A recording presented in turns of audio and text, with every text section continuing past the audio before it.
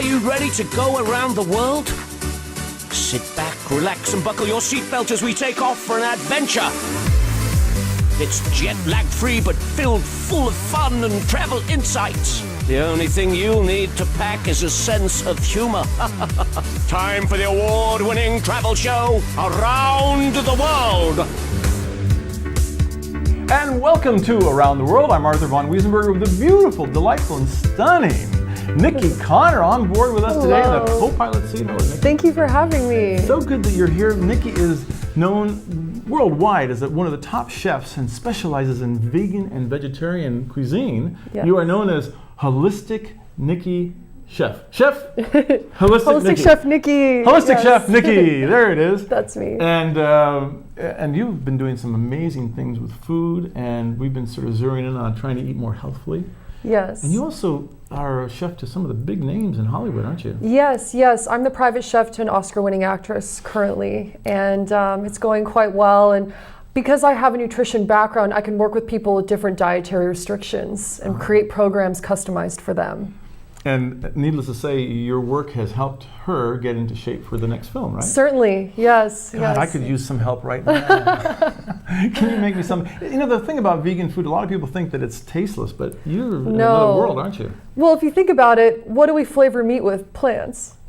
So should I flavor my plants with meat? Is that how it works? I don't know. You can have fun with it. Well, we have a great show today. We've got some amazing people joining us. First, we're going to find out more about eating on the road when you are thinking about traveling and you're interested in eating healthfully. Niki's got some great tips for you. Also, we're going to be going to Washington, D.C., and you're going to hear from the Vice President of the United States, Mike Pence. Also, we've got Kellyanne Conway joining us and Mark Levin. So it should be an interesting time in D.C. And afterwards, the Oracle of the West, the Sage of Southern California, Dennis Miller is going to be joining us. And he has always got some great things to share, and he's a dear friend. And then we're going to talk with Peter Noone, who is in he went to Salt Lake City earlier today. Now he's in Park City, Utah. And he's going to be performing there over the next couple of days. Wow, it'd be great to see that show. That should be. He does an amazing show. It's so much fun. And so it's going to be a great day today on Around the World. We hope you stay with us through the entire show. And remember, you can always watch Around the World at www.atw.tv. But now it's time for Travel News. And Travel News is brought to you by the internet website www.atw.tv, the first place to go, even to visit the last place on Earth. And Niki, speaking about the last place on Earth, well, you've got some pretty big adventures going on as far as travel news. Certainly, we've got Luleå, Sweden. Now, you may not have heard of this place, but it's in the Swedish Lapland at the Arctic Circle. Quite a ways away, but well worth the visit, because you get more hours of sunshine and more time to play and enjoy nature. It's incredibly beautiful, and it's safe for families and children. And the Rain River Valley near Luleå is great for camping, or as we say, glamping. It sounds like an adventure.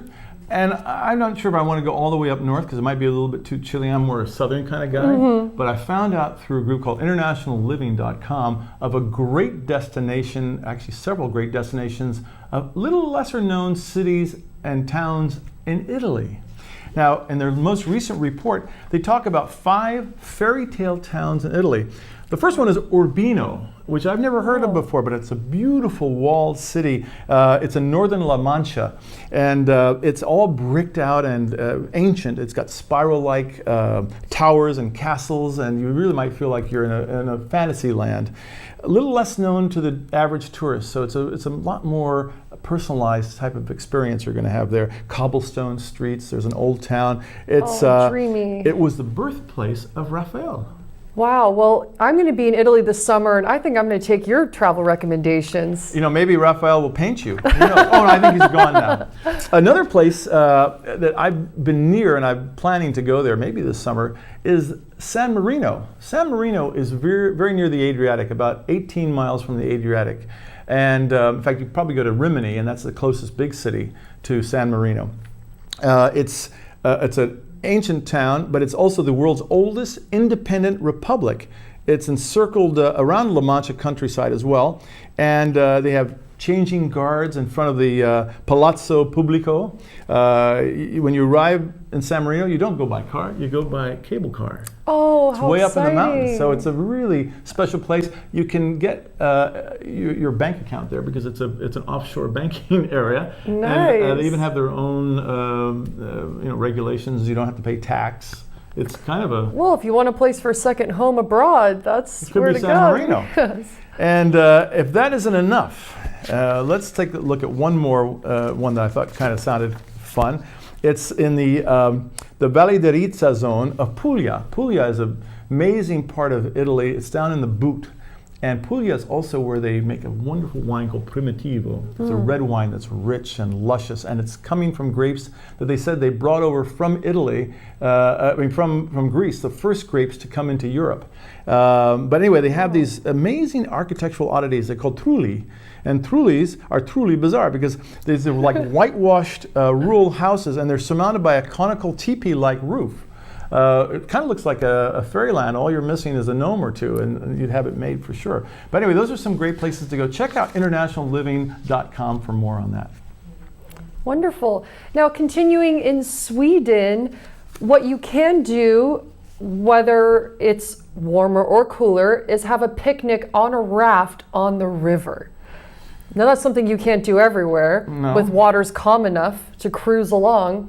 But it's a 4-day program that you attend, and there's glamping with the Aurora Safari Camp. And they await your check-in, and then they take you on safari around into the woods and along the river. It's great for families and couples. Wow, that sounds great. Well, I think that wraps up for Travel News. Travel News is brought to you by the internet website, atw.tv, and we're going to take a break. When we come back, we're going to go traveling. Stay tuned. We'll be right back. Canine of mine, friend for all time. So glad you're my best friend. Through thick and thin, we'll see things through. Canine of mine, so true. For the complete A to Z of everything to do with animals, go to animalzone.org. Bonjour Alex. Bonjour Renaud. Happiness? It's great food prepared the French way. Chocolate eclair. What makes you happy? A touch of Paris. Without the trip to France. Handcrafted daily in our bakeries especially for you. Indulge yourself. Bon appétit. Please visit Renault's in Gelston, Santa Barbara, Long Beach, and La Cañada, Flint Ridge. The Unity Shop, celebrating 100 years of serving hard-working families on the path to self-sufficiency. Every single year, nearly 12,000 local children visit the school clothing and supply store at the Unity Shop. Then they get to go to school with new clothes, with all the school supplies they need, and most importantly, with dignity. And your support not only makes it possible, it's making our community the model of compassion and support. Find out more at unityshop.org.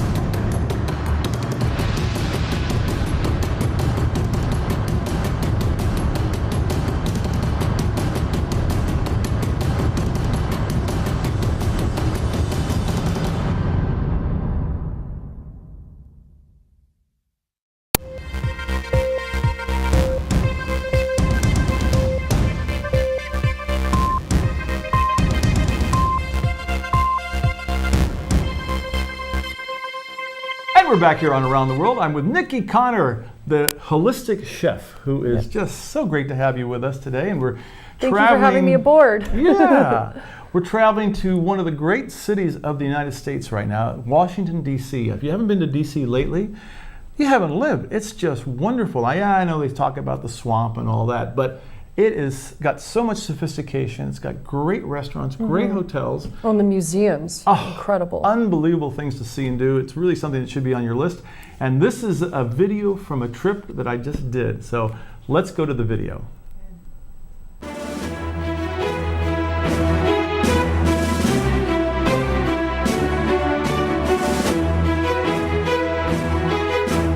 Washington, D.C. is one of the world's most stunning cities. Pierre-Charles L'Enfant designed the layout for this capital city in the late 1700s. Over the centuries, spectacular neoclassical buildings and monuments have given a grace and head-turning collage of structures that are emblematic of American greatness. The National Gallery of Art contains some of the most impressive works, many donated from the Mellon family and friends. In the adjacent sculpture garden are eye-catching creations, such as the Roy Lichtenstein optical illusion entitled House One.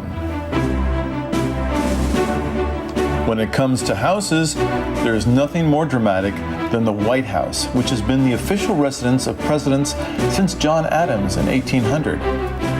The West Wing of the White House houses the president's offices, including the Oval Office, the dining room, and the James S. Brady Press Briefing Room. Young America's Foundation hosted a meeting in Washington on a mission to inspire young people with the miracle of freedom.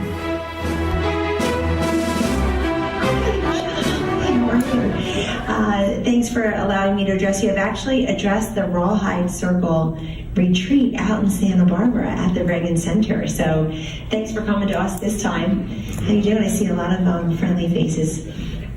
So I wanted to say a couple of things. One is that here at the White House, I'm constantly reminded of my very, very first paying job ever, $8 an hour, 30 years ago, working for Dick Worthland at the Worthland Group, and he was Ronald Reagan's pollster. He was a pollster in the commercial space. He had a PhD in statistics and whatnot, but he had a friend named Ronald Reagan, who he knew through the, I think through SAG or AFTRA, and his friend, Ronald Reagan, decided he wanted to run for governor of California.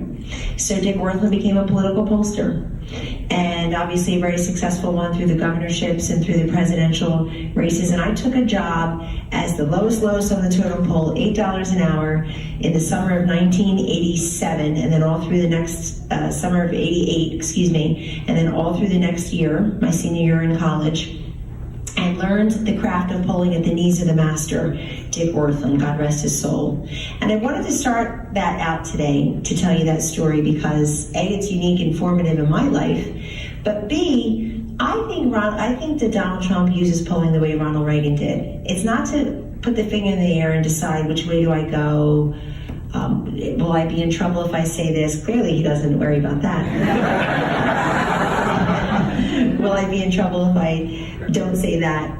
But it's really to find out if what you're trying to convey to the people is exactly what they're hearing and associating back with you and your agenda and your White House through the noise and through the silence. And that's more important than ever. And that's the way President Reagan used polling. I know it firsthand. He used polling and public opinion research to say, look, this is one of the last touchstones we have to this ever-growing, ever-diversifying population of the greatest country ever. And I want to make sure that I understand what their needs are, their concerns. And he also used it a different way that helps us here in the White House as well, which is when people say, I don't know, or I don't have an opinion, that's a very rich response.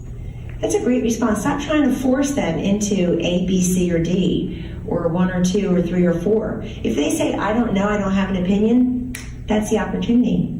What kind of information and metrics do they still need, do they still require to be able to form an opinion? Which by definition is a reasoned conclusion brought about by applying one set of facts to another set of facts or consequences, weighing them, and then making a choice. That's really what an opinion is. You wear that tie, not the 20 others in your closet. You ordered that on the menu and not the other 30 things, or increasingly 60 things that they offered. And so that's what an opinion truly is. And it guides our work. And that is why I think, frankly, that's why President Trump elevated a pollstress of many years to campaign manager toward the end of his campaign. And I think it's why he's elevated his director of digital in 2016 to his campaign manager for 2020, because he appreciates the opportunity to hear directly from the people. And that's being lost too much now in our cable TV, Twitter verse of people just saying in a couple of characters, or I guess 50 words or fewer, giving you news and information. That's not news and information. So we're trying in this White House to make sure that people just don't have information and news they can use, but actual underlying education on any issue that they would like to hear about. Preeminent speakers discussed important conservative issues. Included were Mercedes Schlapp, the Honorable Rand Paul, and conservative television and radio star Mark Levin.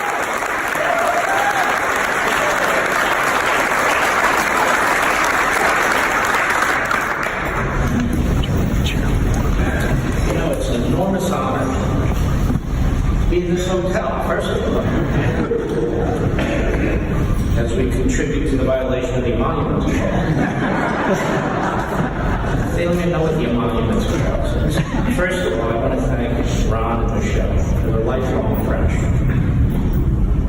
The Young Americans Foundation has been the key foundation on our college campuses and elsewhere since I was a young man a long, long time ago. So I want to thank you for all that you do. I see some really dear friends here. Kenny, Becky, and Eric George, others I'm sure I've missed and I'm upset, but I want you to know I always think about you. I always think about the Reagan years in the Justice Department and how crucially important that was for the country, for the judiciary, for the rule of law. I think we did a hell of a job, and that's thanks to this man.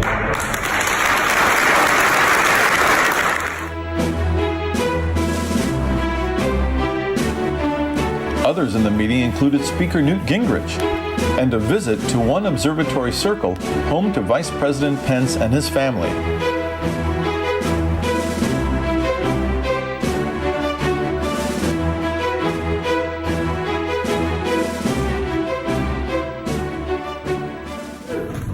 Welcome to the U.S. Naval Observatory, the home of the Vice President of the United States and the Second Lady.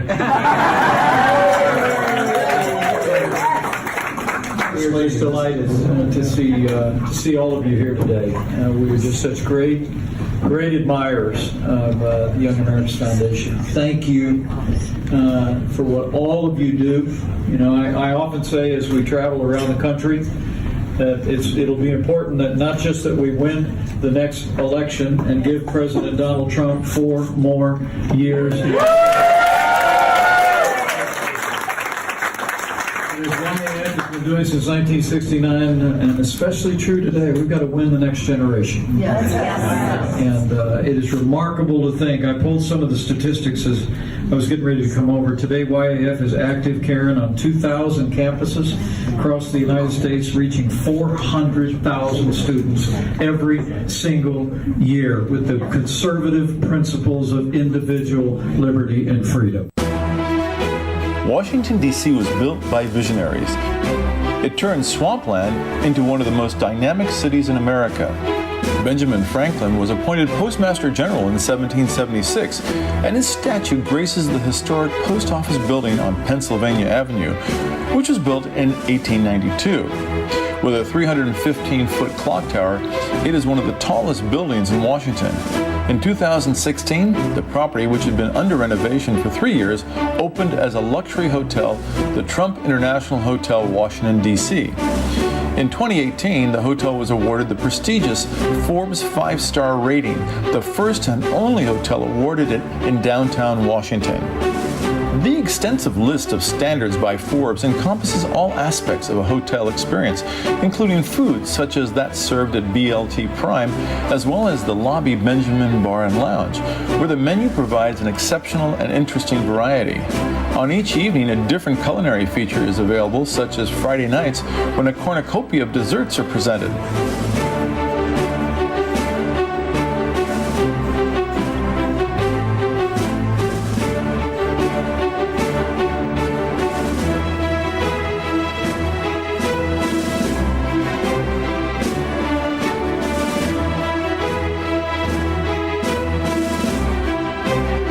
Rooms are extremely fresh with a comfortable, soundproofed atmosphere. The bed is comfortable, clean, and in excellent condition with linens and pillows of exceptional quality and style. There's great attention to the interior design, which is clearly evident. All these are part of what makes a Forbes 5-star rating and this hotel visit particularly memorable.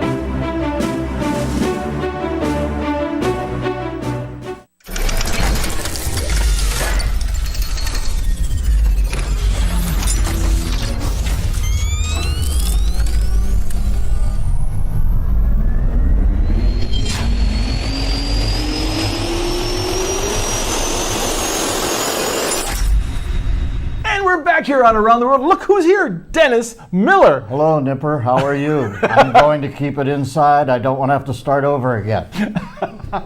It's a little warm here. A little warm. I feel like Jerry Tarkanian coaching the Running Rebels. Come on!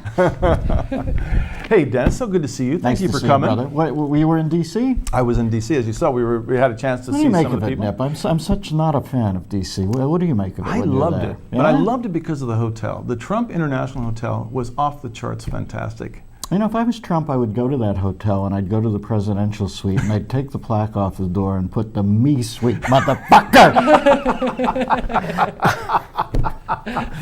Well, he does go there. He goes there and he goes and eats there on a regular basis. I think Trump's got a whole nother gear of driving people crazy. I think the people on the left think he couldn't drive me any crazier. And I think he's in fourth, just drafting, and he's about to drop it. And go ahead, because he's got so many more moves he can make. First off, the reason I think he wants to reinforce the infrastructure is he's elected in 2020. He wants some sound bridges for his detractors to jump off of. And secondly, I think he ought to get a bumper sticker for his Trump jet that says, hey, guess what? My other jet is Air Force One. I love that idea. Yeah, I think he's a wind-up king, man. Yeah. Hey, you just saw the other day, Tim Conway passed away. What a lovely Did you ever work with him? Do you know him? I met him and Harvey one night with Carol, and I felt like, I thought, I'm like the guy repairing the schnoz on the 4th Mount Rushmore statue. I ain't got Carol. I'm the guy up there chipping away clean. But I got Carol, Harvey, and Tim. What a lineup. And they were so funny, those two. I mean, Carol, obviously, but I know her up in one. I had never met those two, and their inside baseball thing. They're back and forth, they're shorthand, just so funny. They would finish each other's sentences. They could finish each other's notions, their half-thoughts, their whimsies. They just knew each other like inside out. I heard that Tim never actually stuck to the script when he went in the studio. He'd study the script, but then he would go pretty much ad-lib. Well, he wouldn't have to do much, because just when his face would go normal, I'd be laughing. He had earned so much comedic goodwill with me that he didn't even have to say it, and I was laughing, thinking, I know what he's going to say. Pretty great. Now you're doing a lot of shows. I see you're going. I don't do much anymore, Nip. Aren't you doing the I go out once in a while here and Yeah, I go out on the road here and there. It's not like I'm a shut-in, but I'm 65 now, and people always say, "What do you want to do?" I'd like to do nothing. Really? I'd like to win the lotto. We don't like that one. And I mean, really, my whole life, I worked from age 25 to 65, busted my tail. I've been in every hotel room. I got a great Ronnie Shakes line for you. There used to be a great comedian named Ronnie Shakes. He passed early, but he was a wizard. And he had this great joke about the mundane, repetitive nature of the road, where he said, so I had to go to St. Louis. He did that Borscht Belt delivery. It was kind of funny, like Gene Shaw. I had to go to St. Louis to do a gig, so I stayed overnight near the airport in Newark. I was in the Marriott there. I was clipping my toenails. One of them flew off into the shag rug. Could not find it. I went, got on my plane, flew to St. Louis, checked into the Marriott there, sat at the edge of my bed, felt something. It was the toenail. He's because I picked it up and it fit. That's such a perfect joke. What a thought. So that's the road to me now. Oh, It's like I just I'm not looking to do as much as I used to. Yeah. Well, and you know what's great? I do a little podcast. Is this I a love your podcast or podcast. is this a vodcast? This is a vodcast or a YouTube show. No, this is on TVSB and also on the internet. I'm sorry, I did not know. Is it on 8-track? Can I get it on Laserdisc? I do a little podcast because I used to do terrestrial radio for 8 years, 3 hours a day, 5 days a week, and you just get cranky. You're like sort of worn down. And I thought I should get out of this before I turn into the cranky radio guy, who's lighting up callers over the littlest reason. So I quit, and then you find out there's this podcasting thing, and it's like dim sum compared to a full course meal. You know what I mean? You get to do 45 minutes twice a week. It's pretty much the same stuff I used to tell a shrink and give him $400 an hour to listen to. Now they give you some money. So I found my niche It's called in the the Dennis podcast. Miller Option, by Thank the you, way, Nick. folks, and Very it's nice. really great. And I was listening to one last night, the most recent one, the May 14th show. Thank you, my Terrific stuff. Oh, Nip, I'm just a young kid with a dream. I am too, but mine is wet. Cheers, by the way. Have you Contact lawyer about possible litigation. Nipper being inappropriate with me in the workplace. By the way, I'm currently in litigation against my 13-year-old self for groping me, so that's hanging over my head. Do you have any questions for Mr. Miller? Oh, I put the Miss Niki Niki? on the spot. Niki, are you from Hawaii? I'm not. Oh, no. I thought you said that you... No, but she was in Hawaii. I was Oh, working okay. there. All right, I see. But Well, was it tell 'em- blissful or did you get island fever? Let me ask you a question. Did I get island fever? Yes, because I tried to live there, and I am in a place right now where I'm in the hustle mode. I'm building a brand. I was so bored. I mean, it's a beautiful place. Yeah, it's more laconic rrhythms out there. It's though. enjoyable in Easy. spurts. Yeah. But not long. Well, nice to have you back on the main line. Thank you. It's great to be Mrs. here. McGarrett, 5-0. It's lovely to be here. So, have you traveled? You went to Austin the other day, right? How'd that go? Do you know that city? I do. My That's a son pretty lives there. funky. Oh, that's right, Nipper. I forgot. I'm Chris sorry. lives there. I always It's put such them a in cool my head in city. here. Yeah, it's groovy, isn't it? I think if I was a young person, it'd be one I'd have to consider. Where'd you 'Cause, stay?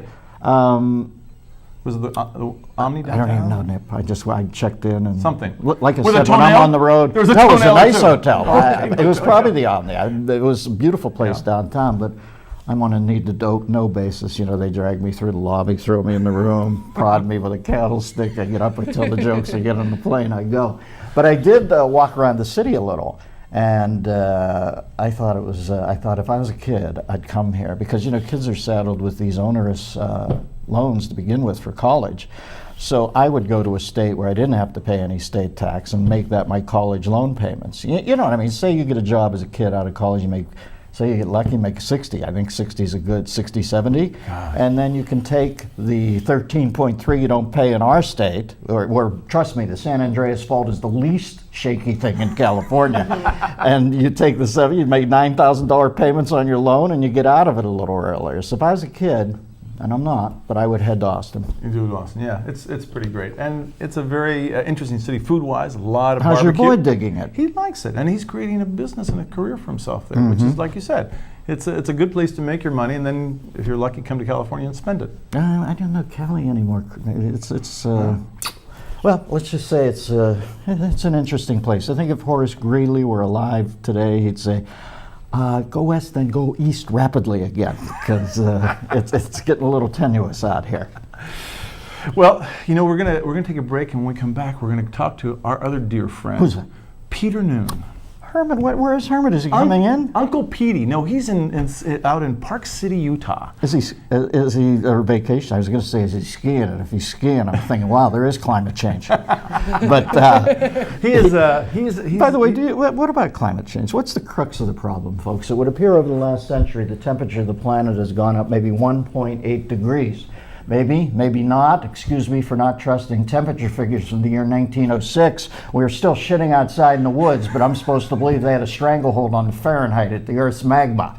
Yeah, I'm sure that was an accurate reading. Now, Ezekiel, put that candle wick down the possum hole. Let's lay down a baseline for future generations to work their algorithms off. Come on, we're throwing darts. Nobody knows. Yeah. Well, it sure is nice and cool and wet here in California now. Well, I can It's see that. Maine. I was freezing this morning. Well, the studio is, I feel like John Savage in the half-submerged Russian roulette rat cage in Deer Hunter. Get a little vent in here. Yeah, I know. All right, Nippy. It's a hot show. Okay, we're going to take a break. Let's talk to Petey. We're going to take a break. We come back, we're going to call Peter Noone, the legend of Herman's Hermits. Stay tuned. We'll be right back. Something tells me.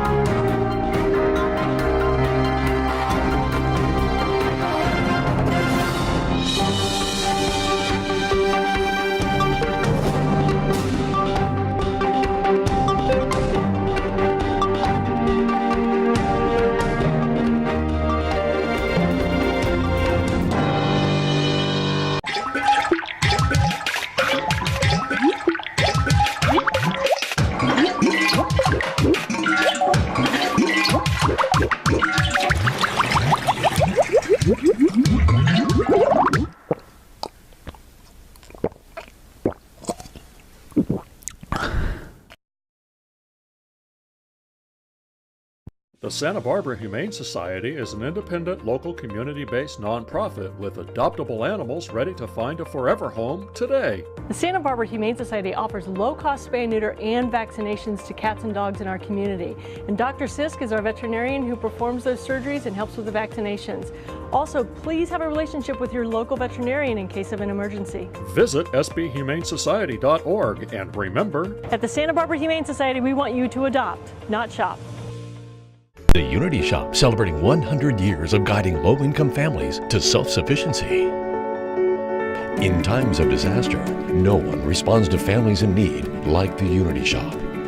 Immediate assistance with food and clothing, and long-term assistance providing anything disaster victims need to get back on their feet, all with compassion, with dignity, for as long as you need us. To find out more, log on to unityshop.org.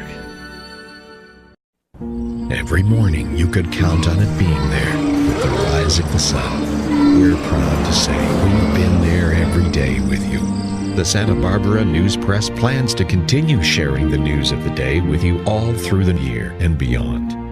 It's nice to know there are some things you can still count on. The Santa Barbara News Press, serving Santa Barbara since 1855.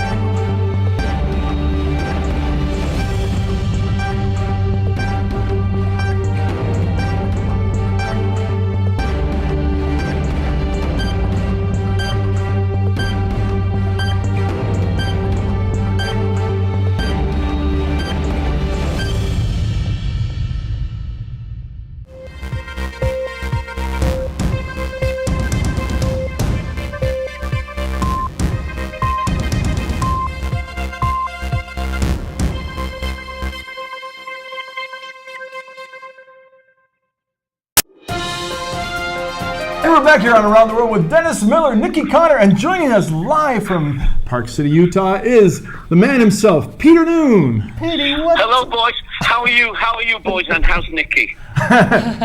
Niki is ravishing. We all pine for you, Pete. Now, when are you coming back? When was the last time I saw you? You were still on, I think I last met you backstage at the Sullivan Show. Dennis, don't you remember I told you it ain't no good to pine? There's a hit. We'll work on that lyric when we get home. Hey, Pete, Exactly. I did this thing for TCM the other day. I taped some intros for later in the year, and one of the films I introed, and therefore I wanted to watch again. I've seen it like a dozen times, but I wanted to refresh, was A Hard Day's Night. And oh my gosh, I always think of the story where you said you went to see can you tell that story about going to see the Fab Four in the back of that truck out in the field? Yeah, at my grandmother's house, we heard a guitar player, and we went across the two fields, actually. And there in the middle of the field on a stage, 12 inches high stage, were the Beatles doing a sound check. But we thought they were practicing, 1, 2, 3, 4, 1. And, hey, the bass player that was with me that day quit show business when people played. They had that sort of effect where you just throw your hands up and go, who am I kidding? Time to go home. But thanks for you hanging in there, my friend. Well, it inspired me. I figured, when I was older, I would probably get better. And if I practiced every day, and I'm still at it, and the Beatles got their 10,000 hours watching, backing strippers in Germany, and I got 10,000 hours watching strippers in Germany. That's Malcolm Gladwell's theory, where you perfected your voyeurism. And by the way, who else has a story as a 16 or 17-year-old man of going to a pub with John Lennon? Next time you're in house, you have to share that story. It won't work as well over the phone, but that story, one of my all-time faves.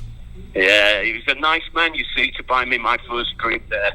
So what are you doing up there? You a little vacation? You a little work? What's happening? I'm working here at the Egyptian Theatre in downtown Park City. We play there 4 nights, and we make it into a vacation. My band love to come here because normally it's no snow right this time of year, but they go skiing and we get to be no planes, no boats, no trains for 4 days. So it's kind of a vacation. And my child bride is with me, and we're staying in the beautiful park. What's it called, our hotel, Murray? It's a Park City Hotel, and it's So wait a second, you're in Park City, Utah. You're trying to figure out what your hotel's called. You have to ask your wife what it's called. And it's called the Park City Hotel? Yeah. You better get some life cue cards, my friend. I don't want to get anything wrong under this microscope. You've got to get some prompter. By the way, when Obama was in there on prompter, I have seen human beings in dialysis who were less dependent on machinery than Barack Obama was on teleprompter. Good one, Dennis. Thank you, Petey. Nip it. Yeah. Take it for a while. What am I doing the heavy lifting? It's your show. You're so good. I'm just going to... Nipper's over here tasting water. I'm sweating my ass off.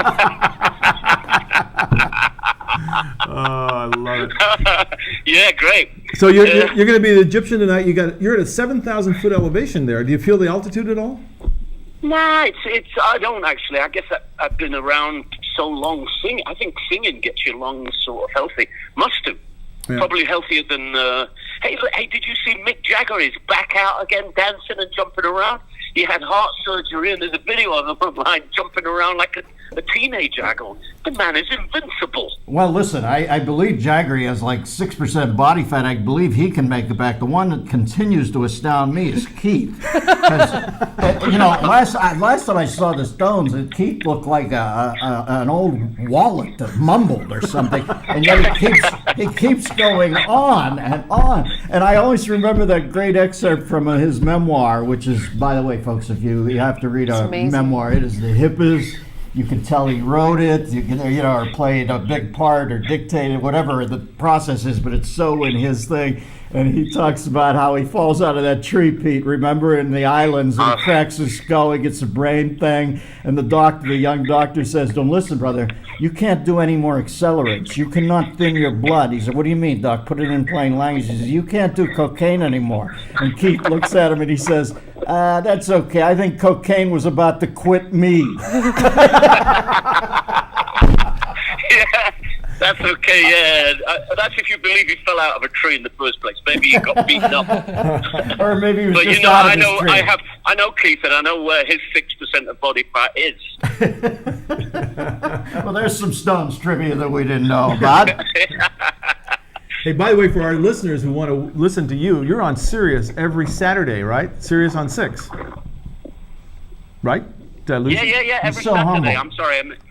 No, we're just doing a little plug for you, Peter. By the way, his website is peternoone.com, and you can see where all the concerts that are coming up. We're going to go to the one, you've got one in Santa Clarita. I want to go there in a couple of weeks. Oh, when is that? Do you have your schedule in front of you? And I'm going to the Saban Theater in Beverly Hills, which is... Is that the guy who invented the Power Rangers and thinks the Clintons are Christ and Mother Mary?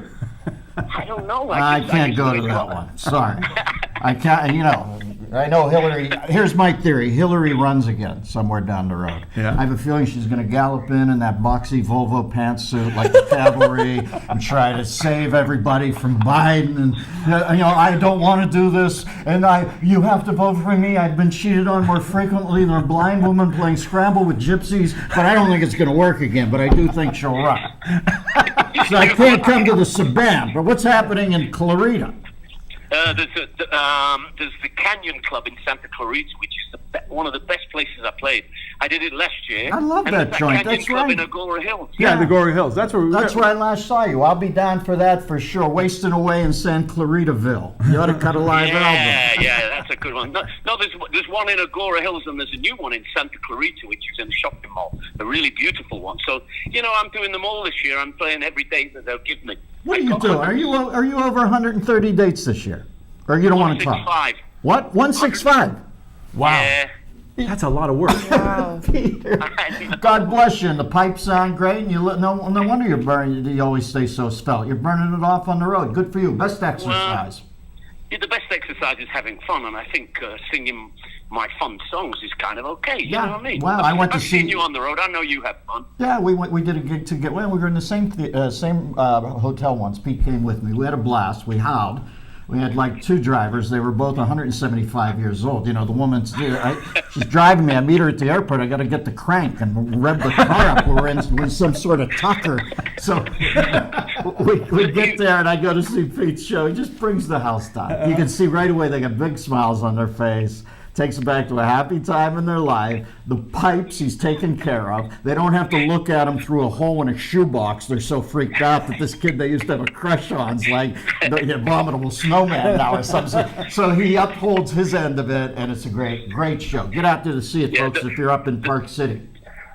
The best part of the Michigan trip was that we arrived at an airport on a plane, and there was a lady, 85-year-old lady, the only car at the airport and the only plane at the airport, and she had a sign with Miller written on it. She did. We were on a back torment. We weren't at the main airport. We're flying in a little plane, and she's standing there. I said, this is how cold my career is.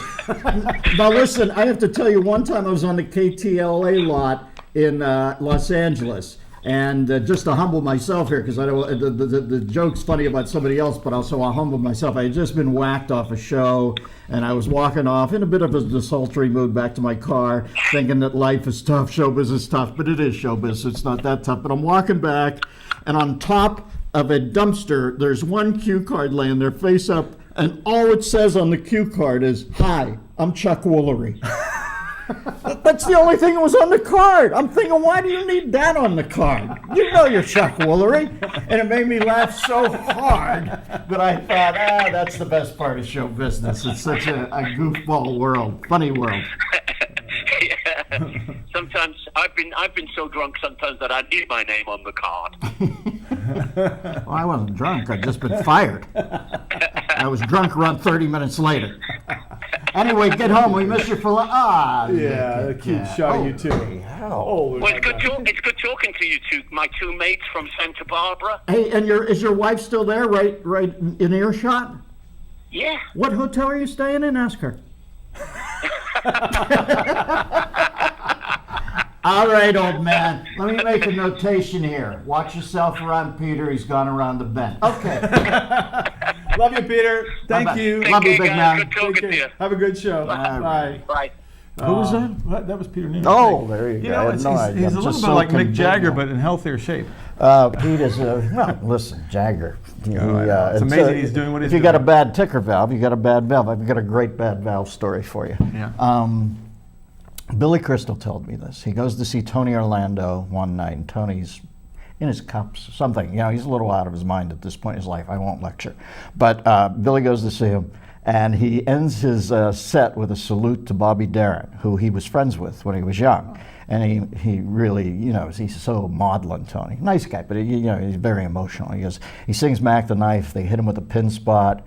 He looks up at the heavens. He goes, Bobby, you hear that applause? Place is going bad. He goes, that's for you, my brother. And they turn down the lights. They come up lights. He's dabbing his eyes. The crowd's emotional. They're going crazy. Tony quiets the crowd. He says, can I tell you something about Bobby? My best friend Bobby? He knew he was dying from age 16 on because he had that valve thing. He didn't even know the name. Valve thing. Yeah. They were besties, and he didn't know what killed him. He had that valve thing. There's show business in a nutshell, right there.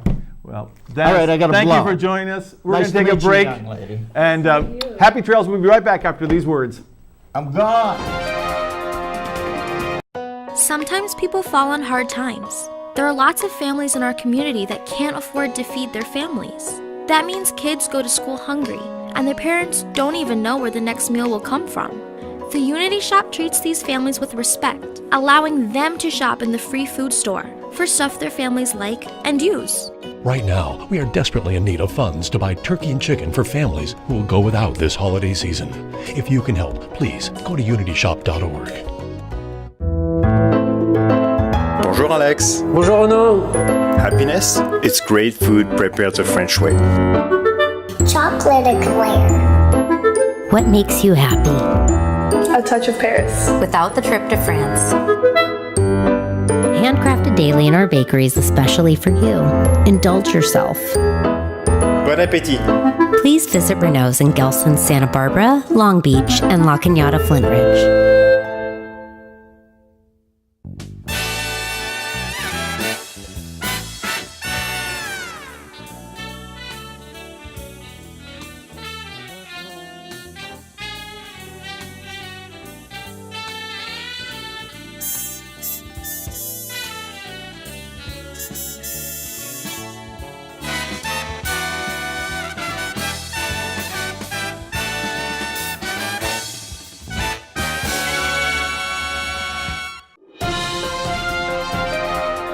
And we're back here on Around the World, and Dennis has turned into something beautiful. My gosh, it's Niki Connor back. Hi. In the co-pilot seat. Happy to be here. Boy, I'm happy to have Thanks you for here. giving me my job back. Boy, Dennis was hot. I got to cool down a little bit now. He got us all worked up. Yeah, I did. And so. Peter Noone, too. What a genius guy that is. Oh, great. I got to listen to his music now when I go back. By the way, as I said, you can hear 60s on 6 on Sirius every Saturday from, I think it's 2 o'clock in the afternoon Pacific time. Well, I was born in the wrong era, so I definitely listen to that. I would imagine your grandparents probably remember. No, he was big in the 60s, and that's not that long ago, right? Mm-hmm. Not too long ago. I think that if I was around during that time, I wouldn't be here today. I would have taken full... Oh, really? I would have gone all the way. No, we weren't that crazy. But anyway, I know that we were talking, Niki, about how important it is to be healthy. I mean, that's one of the things that seems to be where everyone's going these days. We're trying to keep in better shape, especially for folks who are spending a lot of time on computers. You know, that gets a little insulated. You might need to get out and exercise a little bit. But certainly, diet is one of the big things, right? Yeah, and hospitals are finally taking note where they're actually offering plant-based options in hospitals for patients. Wow. Yes, it's really interesting because people are finally paying attention, and now more doctors are actually studying nutrition because so many people go to doctors for nutritional advice when actually they don't normally have a full education in that. It's not really a requirement to go as in-depth as something like the education that I have had. And it's sad because, you know, you trust the person to save your life, you trust them to tell you how to take care of yourself when you get home from surgery or getting other treatment. And normally people come to me to get off of medications, but I love that, you know, the rest of the medical field is finally taking note.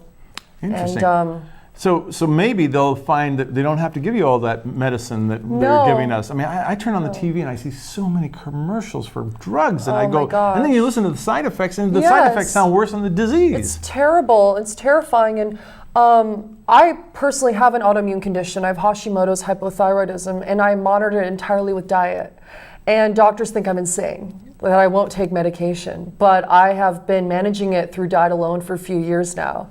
And it's, you can reverse type 2 diabetes in a month if you follow the right eating patterns as well. Okay, yes. so let's look at diabetes. Sure. That seems to be affecting a lot of, especially baby boomers who are getting on, putting on a few more pounds. Blood pressure is going up. Diabetes is kind of going crazy. So what, you cut out refined sugar first and foremost, right? Sugar is, but it's processed food. That's the real culprit. I mean, if you think about it now, there's all these people who are quote unquote gluten-free because they're having reactions to gluten that they're having while dining out or buying processed foods. What a lot of people are actually allergic to is the GMOs in flour. So if you're not buying clean, unprocessed food, of course your body's going to say, what is this poison that I'm eating? And unfortunately, we're in a society now where fast food is so easily accessible. There's soda, candy, chips, everything, that people are developing type 2 diabetes. Children are hitting puberty far too early, and due to the hormones that are in a lot of the food they're consuming as well. Wow. It's a scary place, but I love that now more people are paying attention because you're realizing, wait, living a preventative lifestyle is important because let's reduce those medical bills. Yeah. Let's not get to the point where our life is on the line and we're hospitalized, and that's what I try to do with people is live a healthy preventative lifestyle that you can enjoy, where you can indulge in desserts, you can manage it all, and stay out of the hospital. So for our folks who travel a lot and they might live, like Dennis was talking earlier, you go to hotel, it all blends together. Yes. And a lot of times you're faced with not a lot of good healthy choices food-wise. There's a lot of fast food places on the road. How do you manage to eat healthfully when you're out there? Personally, I come from the standpoint of feeling good. So I know that it's easy to pass by Cinnabon and get a bagel and things like that at the airport, but flying alone makes you feel like crap. So who wants to keep feeling that way with bad food choices? And I believe that also avoiding jet lag by eating the right food. So ordering room service and customizing it. Hi, I would like more leafy greens. I would like more of this, a little more of that. And not having a pizza in the middle of the night is definitely helpful. And I find traveling to be the hardest thing, but I don't know if you fly far more than I do.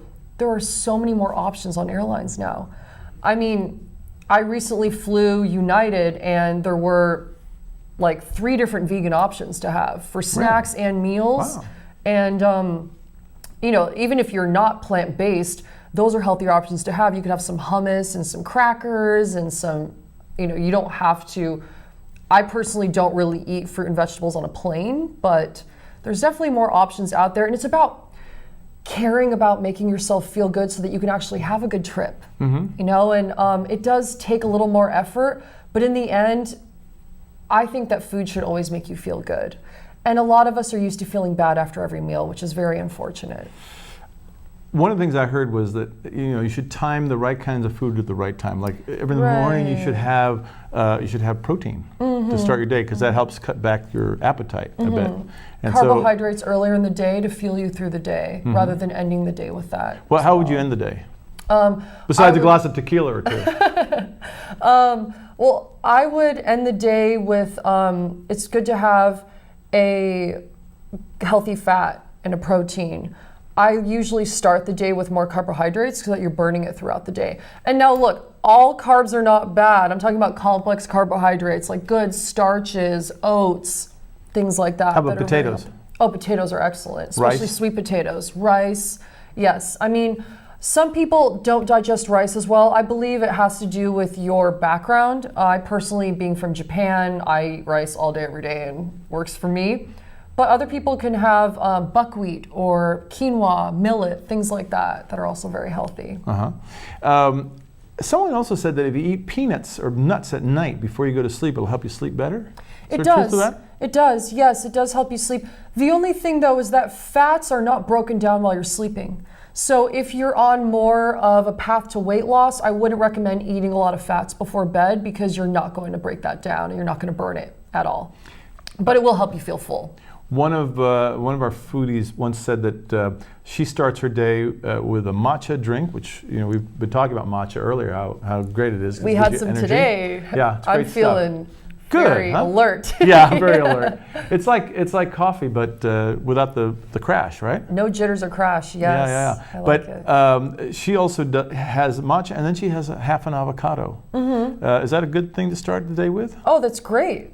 That's great. I personally, when I wake up, I just have water, and then I exercise, and then I have usually I have oats with, I'll put some nuts in there, and I also will make my own matcha as well. I enjoy it. All right, so if you have a sweet tooth, like, hello, me, I have a big sweet tooth, and I've been saving my desserts to once a week. Mm-hmm. So I might go out and have a hot fudge sundae or something once a week, and that way I don't feel kind of being left off, the fun stuff in life. But for folks who like to have something sweet every day, are there certain fruits or certain things you can have that are acceptable, that are still going to help you in getting healthy? Yes, certainly. Berries are great. I love having berries in the morning because you can have them with yogurt or oats. And like raspberries, for example, are great for fat burning. Blueberries are very high in antioxidants. And those also help boost your immune system. So berries are great, as well as dates. I mean, it's hard to believe that dates come directly from the tree because they are so naturally sweet. It's like having candy. Yeah, it is. It's nature's candy. Mm-hmm. Now, what about if you have things like apples or oranges? I mean, fibrous kinds of fruits. Apples are excellent, especially. I highly recommend having an apple a day really is true, but also if you have problems with digestion while having an apple while traveling with the skin on. The skin holds the most fiber.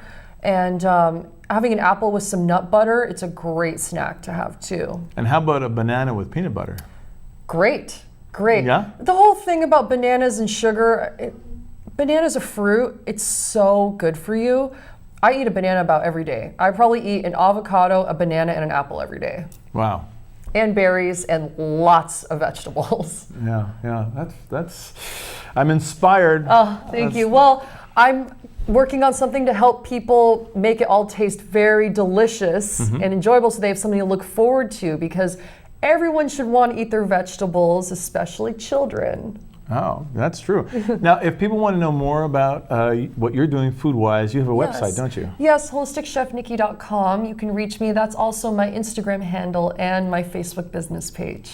That's great. So make sure you like her, which how can you not? And follow what she's doing, because really, I'm feeling healthy just sitting next to you, but I think you really do well, and we're all going to try and live a little bit longer, right? Thank you. I'm working on a lifestyle book, actually, so I'm excited to share some of my tips and tricks with people. We want you back when the book is ready. We're going to be talking about it. Oh, thank you. Is it edible, though? Plenty of the recipes in there are. The ultimate fiber book, right? Yes. Well, I guess we've got to wrap it up. What an amazing day today on Around the World. I want to thank all of our guests, especially Dennis Miller and Peter Noone, and of course Niki Connor here. And we also want to acknowledge our great director, Michael Nicholson, our editor, Ken Baxter, and our production assistant, Bob Fanara. Without any of you guys, we wouldn't have been here. Thanks to TVSB and their production facilities, Eric Davis, and all the folks here that make Around the World travel. So thank you so much, and we wish you, in the meantime, happy trails.